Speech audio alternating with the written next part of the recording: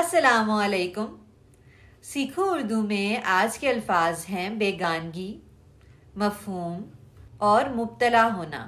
بیگانگی یعنی اجنبیت یا ناواقفیت اور اسٹرینجمنٹ. مفہوم یعنی معنی یا مطلب اور میننگ. مبتلا ہونا یعنی گھرا ہونا یا الجھا ہونا اور انٹینگلڈ. منیر نیازی صاحب کے چند خوبصورت اشعار پیش خدمت ہیں.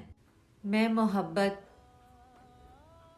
کس طرح اس سے کروں، دل میں جو ہے کس طرح اس سے کہوں. میرے اور اس کے درمیان بیگانگی برسوں کی ہے، ایک بے مفہوم جیسی خاموشی برسوں کی ہے. اپنی اپنی زندگی میں مبتلا اتنے رہے، سارا کچھ دھندلا گیا ہے. ہم جدا اتنے رہے، اس کے کس رخ کو اشارہ عشق کا کیسے کروں. اس ذرا سے کام کی میں ابتدا کیسے کروں.